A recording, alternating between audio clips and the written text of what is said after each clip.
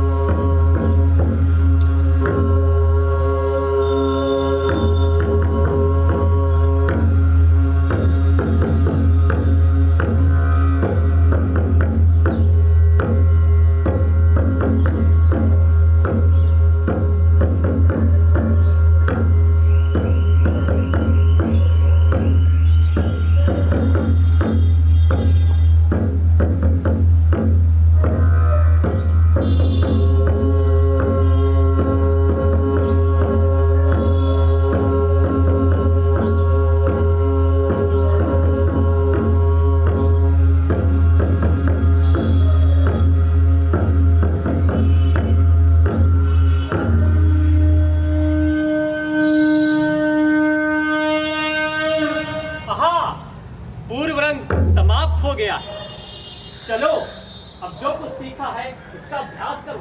ये नवीन प्रयोग, इसमें तनिक भी चूक नहीं होनी चाहिए। नाम स्वीकार करें मुनिवर। सदा स्नेही बने रहें।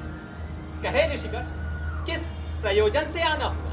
मुनिवर, आपने जिस नाट्य शास्त्र की रचना की, उस नाट्य शास्त्र को देखकर हम लोगों के मन में बहुत सारे प्रश्न हैं। उसी के उत्तर के लिए हम लोग आपके पास आए हैं। पूछे, संकोच ना करें। गुरुदेव,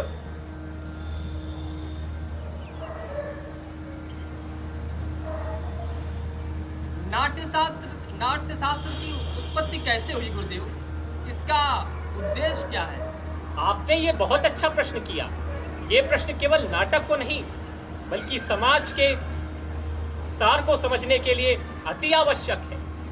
त्रेता युग में जब मनुष्य काम और लोभ के वशीभूत होकर अधर्म के मार्ग पर चलने लगा तो ब्रह्मा जी ने नाट्य शास्त्र की उत्पत्ति की, जिससे मनुष्य कर्म और मोक्ष के मार्ग पर चल सके।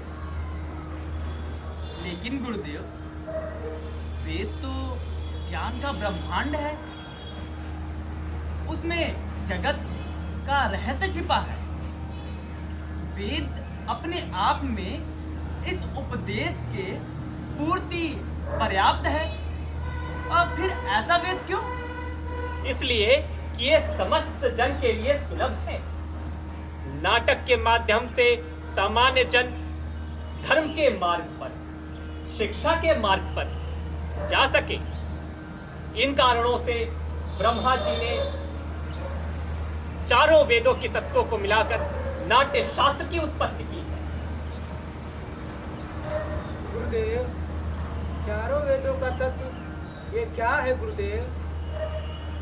नाटक में ये जो पाठ आप सुन रहे हैं, ब्रह्मा जी ने इसे ऋग्वेद से लिया। इस मधुर संगीत का सार सामवेद में, यजुर्वेद से अभिनय और अथर्ववेद से रस लिया गया है। इस प्रकार वेदों के चारों अंगों का प्रयोग कर ब्रह्मा जी ने नाट्य शास्त्र रचा है। गुरुदेव, तो क्या नाटक केवल देवताओं के लिए बनाया गया है? नहीं, यही प्रश्न दानवों ने ब्रह्मा जी से किया था और ब्रह्मा जी ने इसका उत्तर देते हुए बताया था कि नाटक समस्त जनों के लिए, देवता, मनुष्य, दानव सभी के शुभ और अशुभ कर्मों को बतलाने वाला है। ये सामान्य जन के समस्त पापों और कष्टों को हरने वाला है। इसमें जीवन के सभी रस, सार, शिल्प छुपे हुए हैं। कोई भी ऐसा कार्य नहीं, कोई भी ऐसा ज्ञान नहीं जो नाटक में प्रयोग ना हो। अद्भुत, समस्त सृष्टि का समावेश, लौकिक और अलौकिक भी, बहुधर्मी, सारे प्राणियों के समावेश कहा। अवश्य, इसीलिए नाटक को सभी कलाओं का उद्गम कहा जाता है, या कह सकते हैं सभी कलाओं का संगम। मुनिवर, नाट्य कला तो अद्भुत कला है। ये उतनी ही जरूरी है जितना जीवित रहने के लिए सांस लेना। परंतु हमारे समाज में ये गंभीरता से क्यों नहीं लिया जाता? कला कर्म को अनावश्यक क्यों समझा जाता है? हम तो कलाकार हैं, नीति के नियंता नहीं। कला कर्म हमारा धर्म है। कला के विषय में, हमारे विषय में नीति के नियंताओं का विचार करना होगा। इसके लिए उद्देश्य गढ़ने होंगे। नाटक केवल कला नहीं बल्कि समाज का दर्पण है। यह मानवता को सत्य के मार्ग पर ले जाने का साधन है। इसमें सभी भावों का उद्भाव हुआ। निसंदेह मुनिवर, कलाविहीन समाज तो पशुओं का समाज होता। इसी आशा और अपेक्षा के साथ कि समाज कला और कलाकार को वो स्थान दे जिसके वे अधिकारी हैं, मैंने नाट्य शास्त्र को पंचम वेद कहकर पुकारा है। पंचम वेद, समस्त वेदों का ज्ञान। ऋषिगण, आपकी प्रतीक्षा में हमारे रंगकर्मी शिष्यों ने नाट्य प्रस्तुति तैयार की। आप चलकर नाटक का आनंद लें।